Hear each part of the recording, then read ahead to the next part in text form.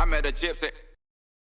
We've spoken about doing this podcast literally for 2.5 years. Yeah. And we've never done it. And part of me didn't push you to do it because I felt like there was a bit of an energy coming from you that you didn't really want to do anything before the Olympics. Like, it seemed to me like you were that focused and almost like there was going to be this, I guess, like a dump after, like where you would want to do interviews and you would want to talk about the experience. And I don't know, man, I just really got that vibe that you were just going to work and you didn't want anything to distract you. You didn't seem like you spoke much about the Olympics.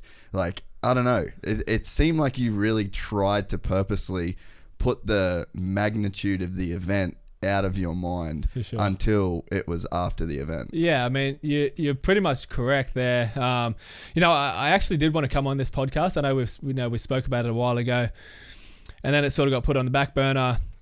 And I was saying to my wife, like, yesterday, once we sorted this out, I was saying to my wife, I'm like, I actually wanted to hit you up a few months ago and do the podcast, but I didn't want to be the one to reach out. Yeah. Right. So I was glad that Sammy hit me up yesterday, and it did come at a perfect time. So I believe everything happens for a reason. I think this is a perfect time that we did this.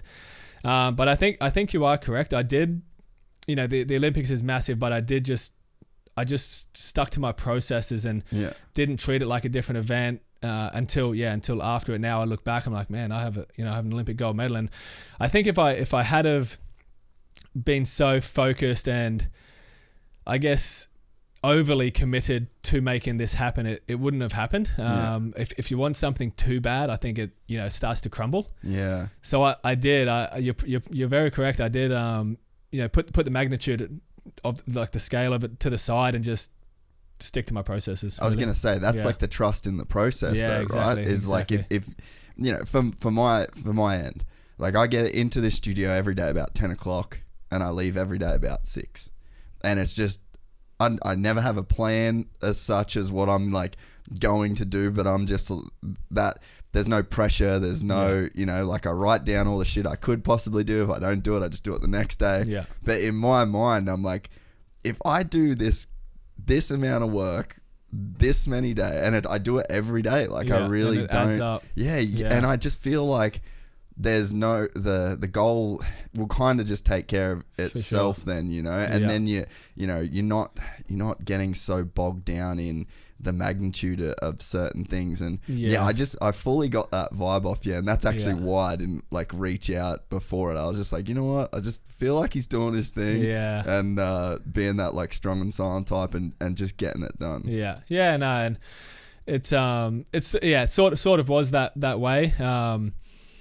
Even like, couple years ago or whatever, like some schools would hit me up and say, oh, we want you to come out and do some speaking stuff. And it's like, I didn't feel like I was ready to be that guy at the school speaking and stuff like that. Now that, that I've been to the Olympics, I have an Olympic gold medal, I feel like now I'm ready for that stuff. And just things like that where I can put more time into, and podcasts and things like that, it's all come at a good time now. I believe, and I have a more solid story, I think, to go with my career. And if we go back to goals and things like that, when I first started riding BMX, I wanted to win a X Games gold medal.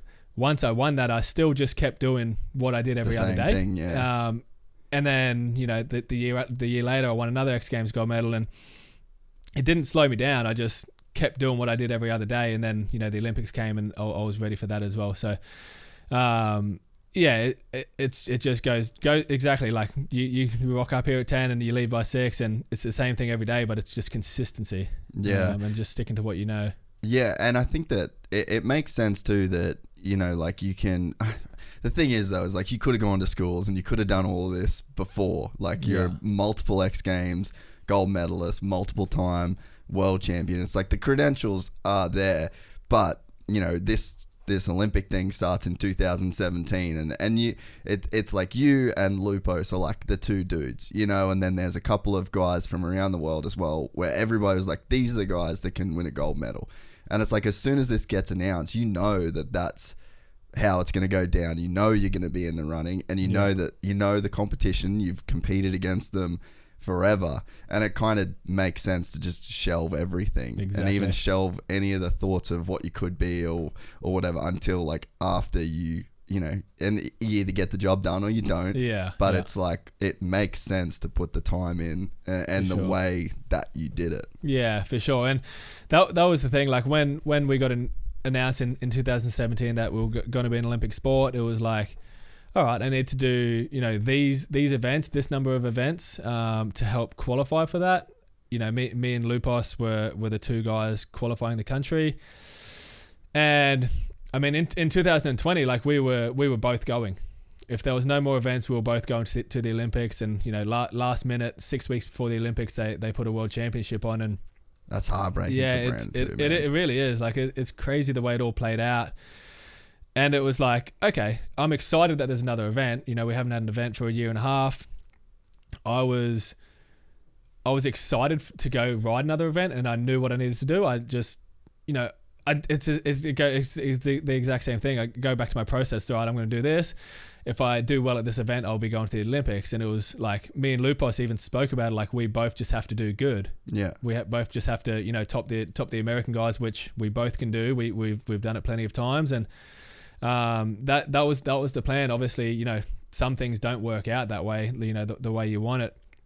But I just had a plan, and I went after it the best I could. If you enjoyed this content, please like and subscribe. And to listen to the full 3-hour podcast, search Gypsy Tales in your favorite podcast platform or click the link in the description below. Gypsy Gang.